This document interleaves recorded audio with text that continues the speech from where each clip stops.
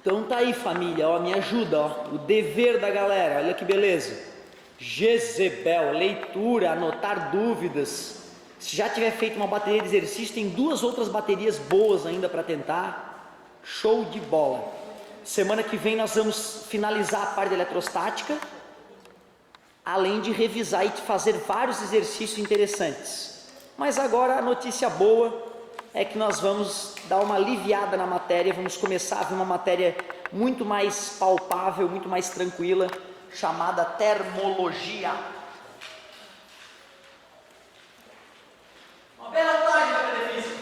Em homenagem especial aos alunos que me pediram para eu abaixar um pouco sem a galera me pedir isso, estava terminando já a eletrostática e poderia se dar uma publicação maior no futuro. Aula 8 e 9 então, né? Que bela tarde para a defesa.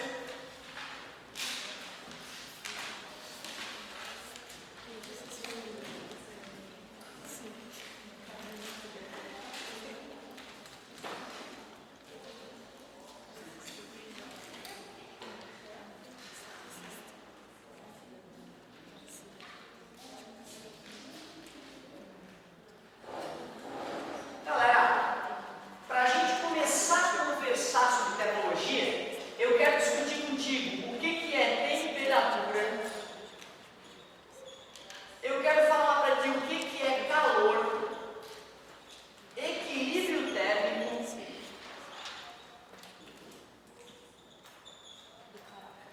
energia interna e lei zero. Se eu falar desses conceitos básicos, aí na hora de a gente bater um papo sobre terminologia ou discutir alguma questão, a gente não vai ficar perdido. Depois que eu discutir esses conceitos básicos, eu vou te apresentar escalas termométricas, te contar como é que elas foram geradas e te mostrar questões básicas de terminologia, bem mais palpável do que o que a gente estava vendo. Quando eu te falei da era do átomo, eu imitei o átomo para vocês, não foi? Átomo quente, né? Vibra mais, a eletrosfera aumenta, e se o átomo esfria, temperatura diminui, a vibração diminui, certo? Então é importante tu saber, medir a temperatura de um corpo é medir o grau de agitação dos átomos que compõem esse corpo. Temperatura mede o grau de agitação dos átomos. E se não tiver átomo, professor, aí não tem temperatura. Não faz sentido tirar a temperatura de onde não existe átomos. Mede o grau de agitação dos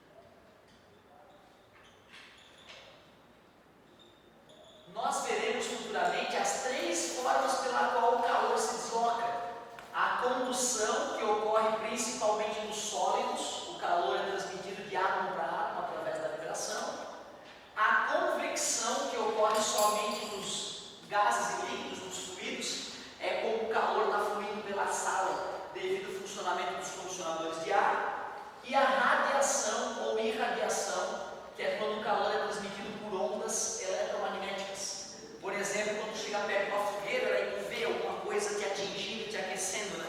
Tu vê, não, tu sente alguma coisa batendo em ti. É a radiação, ou irradiação. Só procurar plantar uma sementinha na tua cabeça. Duas radiações importantes aqui: infravermelho, que tem até o apelido de ondas de calor, e ultravioleta. Temperatura, média e origem dessas moléculas. Calor, energia térmica em se movimentando. Está tomando café de manhã, deixou a xícara em cima da mesa, voltas na hora do almoço, a xícara está. A galera chama de fria, né? Eu diria em equilíbrio térmico com a tua cozinha. Ela não está mais fria que a tua cozinha. Concordas? O que aconteceu? As moléculas do café estavam mais agitadas, a do ar ali em volta menos agitadas. Então, quando a molécula de ar batia na molécula do café quente, uma transmitia parte da sua vibração para a outra, e com o passar do tempo a coisa foi se equilibrando, o café ficou mais frio do que estava, mas na temperatura do ambiente todo, em equilíbrio térmico. Estava tomando suco gelado, aí não quero mais, deixou o suquinho gelado ali, foi dar um passeio e voltou, o suco já não está mais gelado, ele entrou com a cozinha, com o ambiente, parabéns. Da onde para onde o calor fluiu? As moléculas de ar estavam mais agitadas, a molécula do suco menos agitada, que estava geladinho. O contato entre essas moléculas mais vibrantes com as moléculas menos vibrantes fez com que a vibração delas se equiparasse, entrou em equilíbrio térmico. Nesse caso, o calor fluiu do ambiente para o suco. Verdadeiro ou falso? O calor sempre flui do corpo de maior temperatura para o corpo de menor temperatura. Se fosse assim, naturalmente, o calor sempre flui, aí tudo bem. Mas o ser humano inventou uma máquina que faz o calor aí no sentido oposto, concorda comigo? Chama-se geladeira. Certo? Na geladeira o calor é retirado do congelador que está frio e jogado para trás da geladeira, que já está quente. Concorda comigo? Então cuidado, hein? A gente afirmar que o calor sempre flui do quente para o frio, só se for naturalmente, porque o homem conseguiu driblar a natureza nesse aspecto. Na minha fala já ficou claro o que é equilíbrio térmico. O que é equilíbrio térmico? Quando dois ou mais corpos atingem a mesma temperatura. Muito obrigado. Quando dois ou mais corpos atingem a mesma temperatura. Concordam que o equilíbrio térmico é uma tendência natural? Certo? A natureza é assim, ela tende ao equilíbrio térmico. Se tem dois objetos lá largados no mesmo ambiente, depois de algum tempo eles entram em equilíbrio térmico. Cuidado, hein? Tu concorda que essa cadeira toda, as diferentes partes dessa cadeira tem que estar em equilíbrio térmico? Está aqui alguns dias já, né? Certo? E tu bota a mão, tu jura que não. Tu jura que o ferrinho está mais gelado do que o encosto, né? É uma ilusão. Tua mão não é um termômetro. Concorda comigo? Por quê? Apesar de as temperaturas serem idênticas, ao encostar eu tenho a sensação de isso aqui está mais frio. Tu concorda que tem materiais que são isolantes térmicos e materiais que são bons condutores de calor? Os metais são bons condutores de calor, certo? A lã, os tecidos de maneira geral são bons isolantes térmicos. Apesar de o metal e o tecido da cadeira estar na mesma temperatura, quando eu boto a mão no tecido, o fluxo de calor da minha mão para o tecido é menos intenso do que o fluxo de calor da minha mão para o metal, me iludindo. Então tome cuidado, hein? Tocar nos objetos não é uma forma adequada de inferir a temperatura.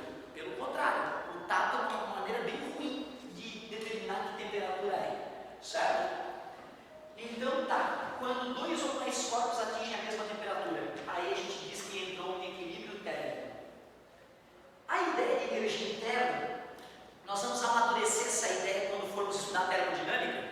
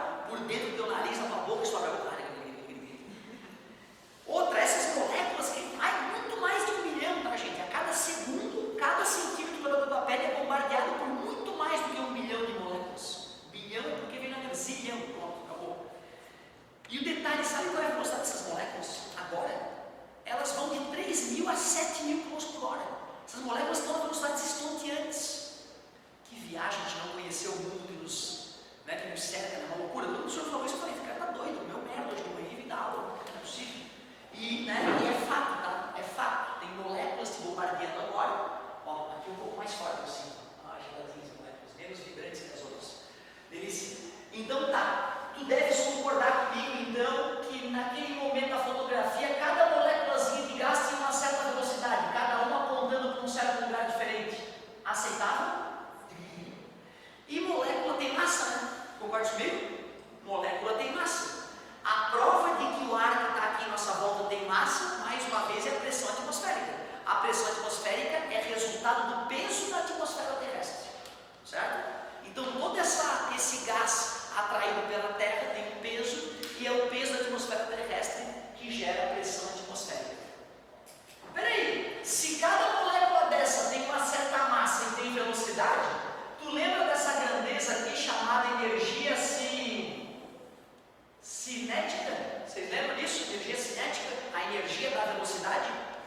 Eu posso te provar que velocidade, que movimento tem energia. Vou te provar. Quando o apagador bateu com uma certa velocidade no chão, produziu barulho, né? Energia sonora. Essa energia sonora veio da energia cinética antes do choque, tudo bem? Se eu jogar numa altura menor, menos barulho, concorda comigo? Tinha menos velocidade na hora que se chocou, resultou em menos barulho, tranquilo? Quando recebe uma bolada, tu percebe isso? Uma boladinha fraquinha, não dá nada. Recebe uma bicuda forte, uma paulada grande, vai doer mais energia. Tu concorda que quanto maior a massa, mais energia cinética o corpo tem? Só que receber um balão, pega um balão, joga na cara e uma bola de vôlei. Mesmo que eles já tenham a mesma velocidade na hora de atingir o teu rosto, a bola de vôlei vai causar um estrago maior por ter mais massa. Pô, peraí, cara. Se cada molécula dessa tem massa e cada molécula dessa tem velocidade, cada molécula tem um pouquinho de energia cinética, energia da velocidade. O homem é tão doente que ele começou a tentar calcular qual era o somatório dessas energias cinéticas. E não é que ele conseguiu. Tem uma fórmula matemática que eu vou te deduzir para ti futuramente. A partir da fórmula de energia cinética, eu vou chegar nessa fórmula aqui, ó. A fórmula da energia interna de um gás. Resumindo, o que é a energia interna de um gás? É o somatório das energias cinéticas das moléculas.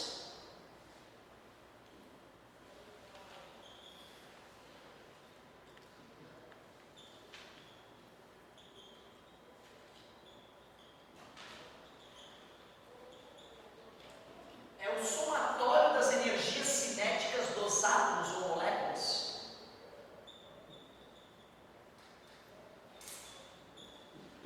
Eu só preciso que tu saiba por enquanto que a energia interna está relacionada com a energia cinética das partículas. Então vocês devem concordar comigo que se eu aquecer esse gás, a energia cinética das partículas aumenta e, portanto, a energia interna do gás aumenta. E é justo chamar de energia interna, né? Porque está dentro do gás, né? Compõe o gás, aquelas partículas que compõem o gás têm energia. Então essa energia está dentro do gás. Nada mais justo que chamar de energia interna. A lei zero é extremamente irritante. Olha por quê. Eu digo que tem três corpos: corpo A, corpo B e corpo C. Eles estão distantes um do outro, mas eles estão com a temperatura constante. Eu pego um termômetro, meço a temperatura do corpo A, meço a temperatura do corpo B e concluo: temperatura do corpo A igual à temperatura do corpo B. Pego o termômetro, boto ali, deixa eu ver, aqui também, a temperatura do corpo B é igual à temperatura do corpo C. Mesmo sem ter comparado diretamente a temperatura de A e de C, o que eu posso concluir? É tão revoltante isso que não dá para acreditar que é uma lei. Só que foi um babaca que escreveu essa lei. Não, querido, é que a gente trabalha com uma coisa chamada ciência. Para uma coisa ganhar o caráter de ciência, ela tem que ser muito forte, muito poderosa, muito organizada. E para cada passo que tu vai dar na ciência, tem que ter regras pré-definidas.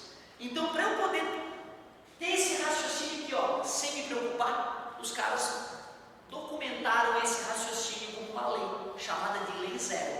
Se A está em equilíbrio térmico com o corpo B, e o corpo B está em equilíbrio térmico com o corpo C, podemos concluir que o corpo A e o corpo C também estão em equilíbrio térmico. É por isso que eu sou fã da ciência, e por isso que eu não gosto do resto. Porque a ciência ela me deixa seguro, me parece mais confiável. Não que ela não possa errar ou se confundir.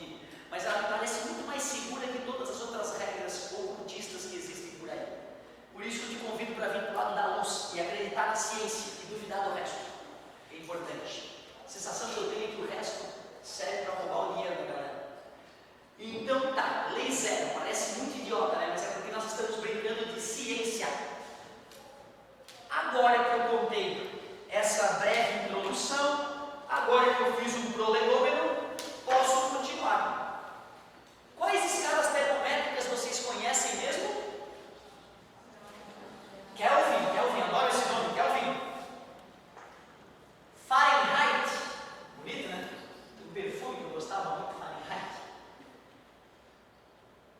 E a nossa querida escala Celsius. Por curiosidade, eu quero te contar como é que os caras criaram essas escalas.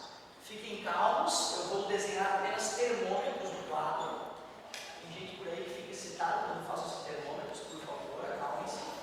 São termômetros de bulbo. Tem um vaso capilar bem fininho ali dentro e ali o líquido termométrico, né? Geralmente é mercúrio, certo?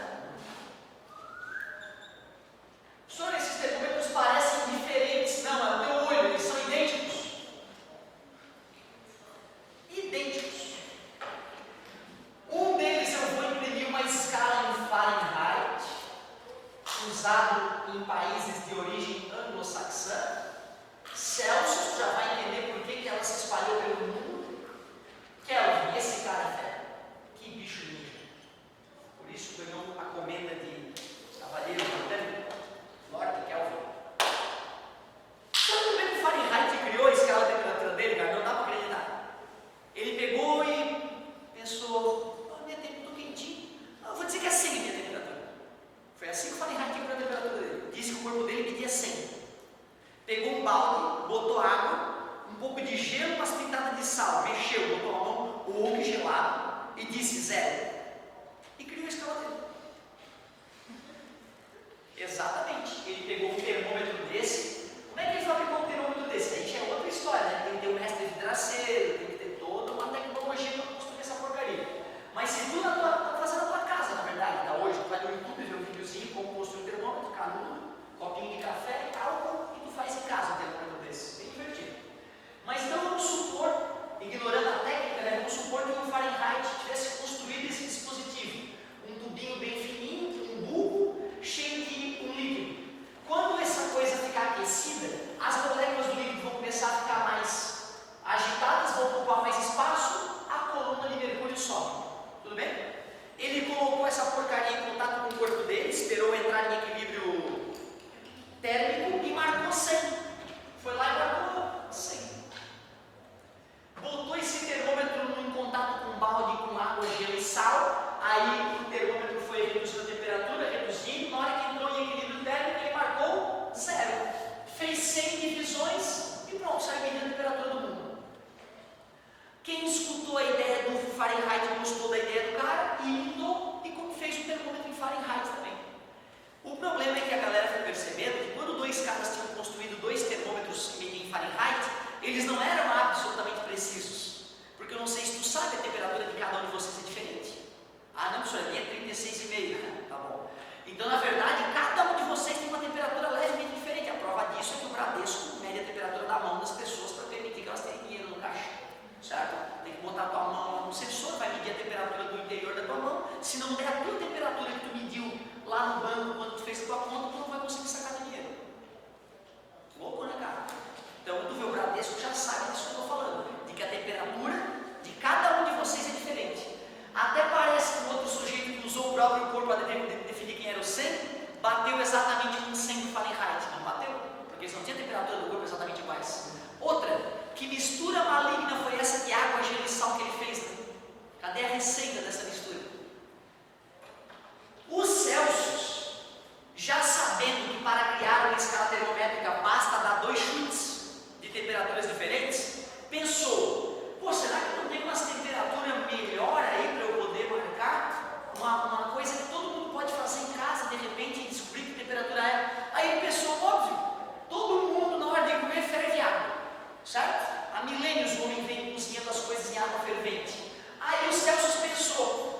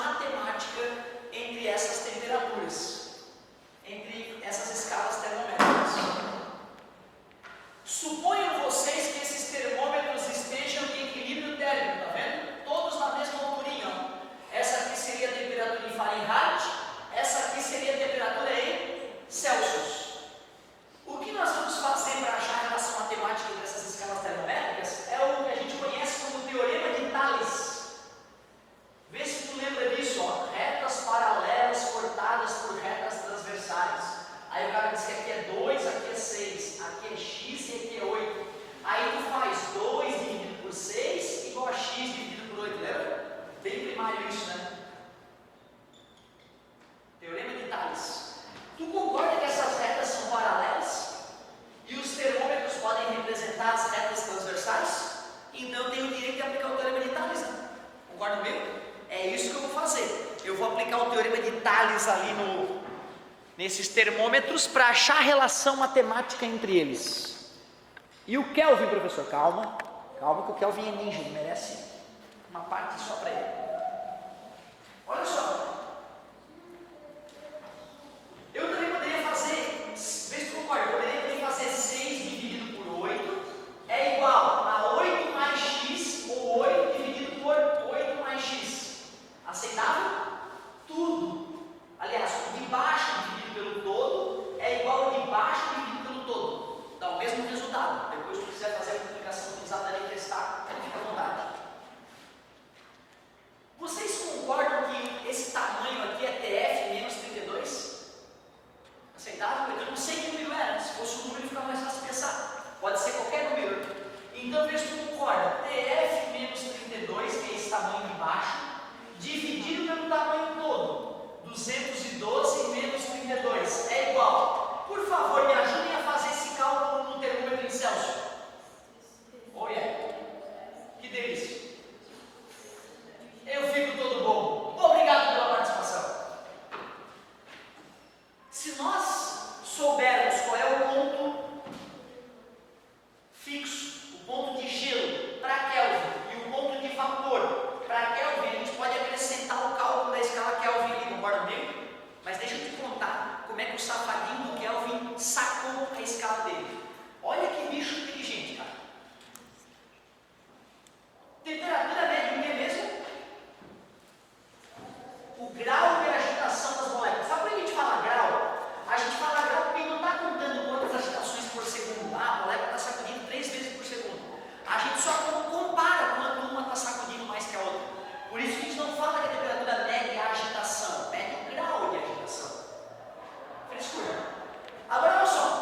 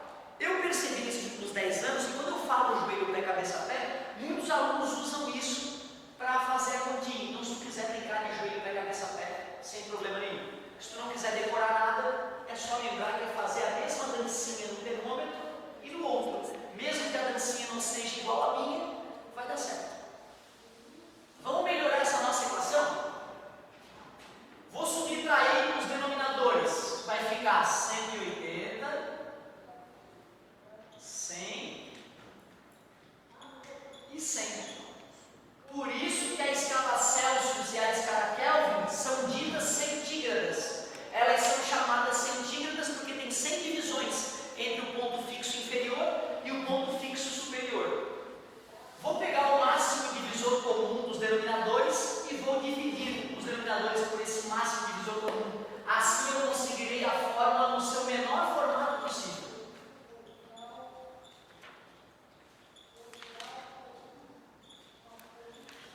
Essa é a fórmula que tu vai ganhar nos vestibulares por aí afora, para relacionar as escalas termométricas. O senhor não era mais fácil só ter que entregar a fórmula para a gente? Claro que não, porque tem questões de vestibular que vão te obrigar a criar a fórmula de uma escala que nem existe. O cara inventa na hora uma escala termométrica na questão e te pede para criar a fórmula. Por isso eu queria que tu me visse fazendo a fórmula, para que quando tu precise criar a tua fórmula, tu não consiga te virar. Show de bola? Pois não. Por favor, quando vocês quiserem, eu posso aparecer. Ó, na verdade, galera, eu vou fazer 4 exemplos importantes dessa parte para vocês. Os 4 exemplos mais famosos de aparecer no vestibular. Certo? Então agora eu te apresentei o comecinho da matéria, vou fazer 4 exemplos bem tranquilinhos, que vão ser os exemplos que tu vai usar como guia para matar as questões desta parte.